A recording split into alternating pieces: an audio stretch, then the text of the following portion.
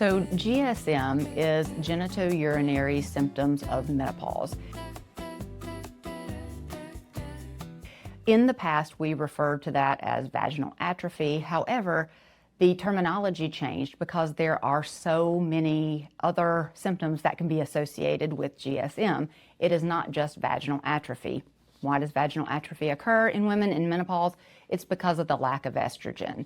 And so as estrogen depletes, a lot of women will struggle with vaginal dryness and just atrophy of the actual tissues and the cells within the vaginal walls.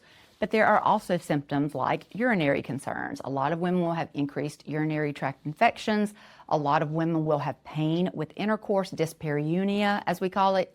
A lot of people and a lot of women in menopause have significant effects from the lack of estrogen, and so they lumped it into a larger terminology with the GSM so that it is understood there are more problems than just vaginal dryness and atrophy. The hot flashes of menopause are also associated with low estrogen. It is a little different than GSM. The other symptoms are urinary tract infections, yeast infections a lot of women will struggle with, particularly after intercourse, pain with intercourse. A lot of women will have problems with just the overall vaginal dryness that is affecting them not only during intercourse, but also during the day. And it changes the bacterial balance that is often present in the vagina. There is data that actually shows that even up until their 70s and 80s, 5 to 10% of women will still struggle with hot flashes.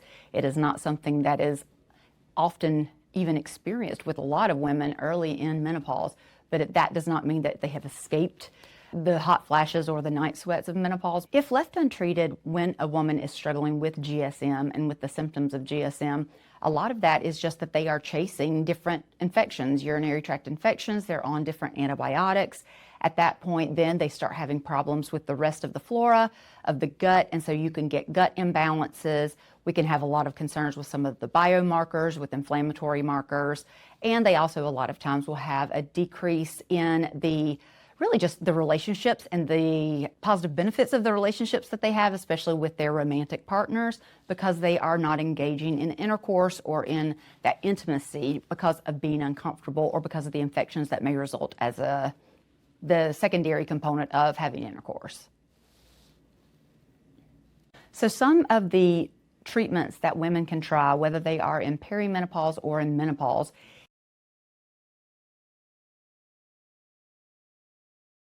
if they are looking for things to do over the counter, they can always use vaginal lubricants.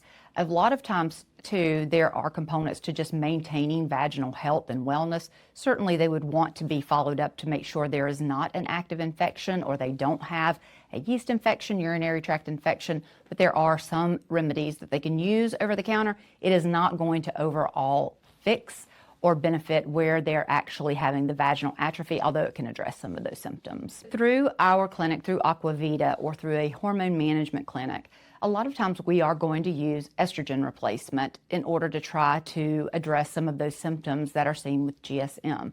Even in women who are in perimenopause, who may not need a systemic estrogen, we can use a local estrogen cream that they can apply to help with things that are affecting them, the vaginal dryness and the atrophy of GSM.